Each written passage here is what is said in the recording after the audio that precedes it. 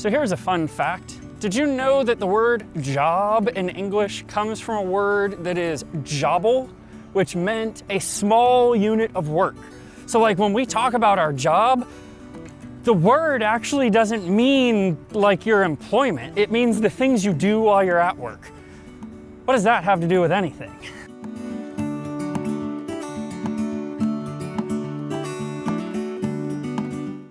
Well, hello brothers and sisters, welcome to Mission Zero. If this is your first time here, my name is Shawn and this is FlashBack Friday, the show where we take stories from the past and apply them to the present to create a better future.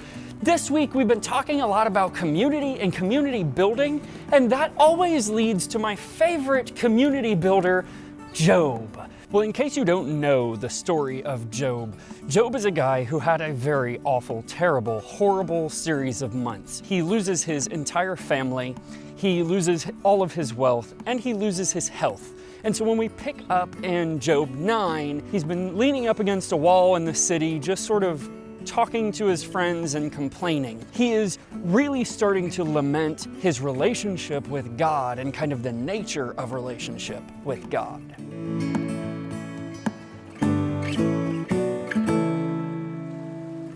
So what we're going to talk about today is chapters 9, 10, and 11. I'm not going to go through them, but I'll tell you 9 and 10 is all Job kind of saying his piece, and then chapter 11 is his friend's response. So let's go through what Job is talking about. Job opens with a lament about his particular position. He's talking about the fact that he can't complain against God. He feels that what happened to him is not justified, but in the very act of complaining about it to God, he shows himself unjustified.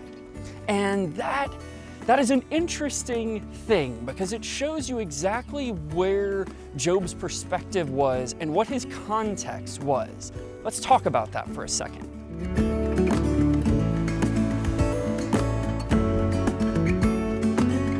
What Job is really saying here is that God is so separated from us that he can't really understand what it is we go through, and he's just playing on an entirely different level. And in fact, at one point in chapter 9, he says that when calamity strikes, God laughs at the trials of the innocent. Now that shows you exactly the headspace that Job is in. And this is why his friend Zophar responds the way that he does. His friend Zophar responds to him in chapter 11 by saying, "Hey, is anybody going to shut you up? You're sitting here spewing on and on about how righteous you are when you are proving with these words what a worm you are. You don't have a right to challenge God. He is so far above what you and your petty little squabbles have." Now here's where things get interesting. This has long hailed been a story about correcting Job's way of looking at God, about trying to point out the misery that he is in. That's not the intent of the story, or at least that's not the full intent of this story.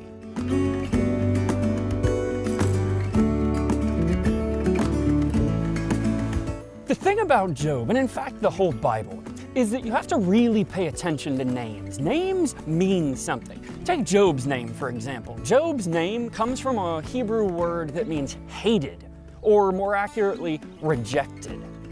And it's easy to kind of pick that out of why Job is named that, right? The story is about how he's been rejected by God, isn't it? Hold on to that.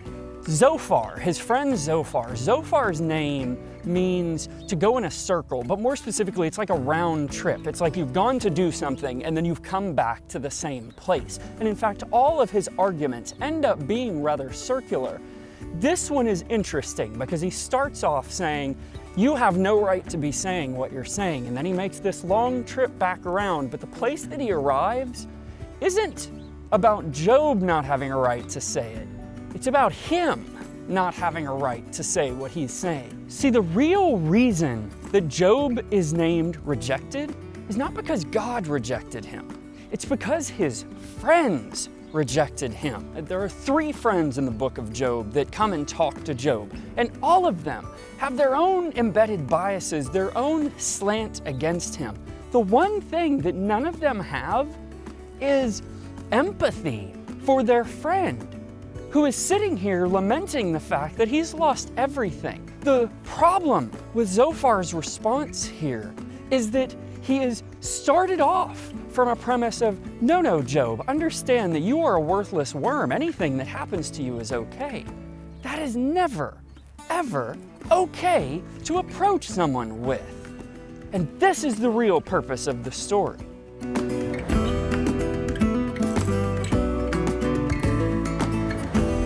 Job was wrong with what he was saying.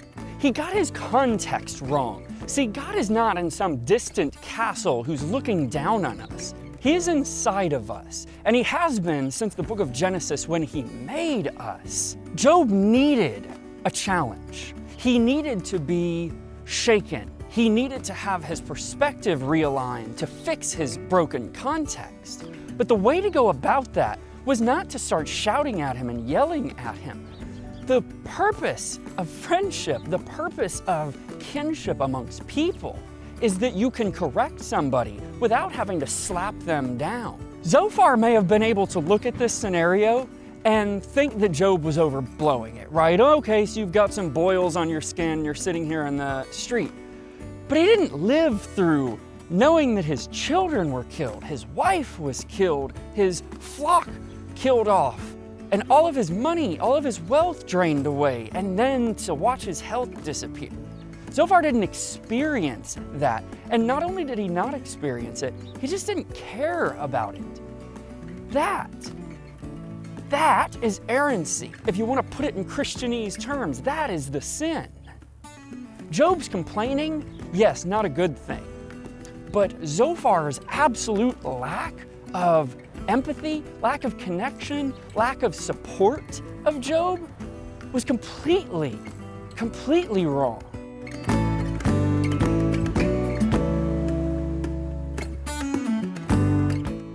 The story of Job, at the end of the day, the real and true purpose for the story of Job is not to talk about one man's ability to deal with suffering. It's not to talk about what God and Satan converse about. It's not any of these weird things that people go off into the weeds about. It is a story about friendship. And so my exhortation for us this week that we've been talking about community, this first week of 2019 as we set the tone for the year that we want to live, is be more communal. Be more connected to the people that you talk to. Don't be so in a hurry to voice your own opinion that you don't listen to what the other person is saying, that you don't put yourself in their shoes, that you don't try and understand why they feel the way that they feel, and show them some compassion.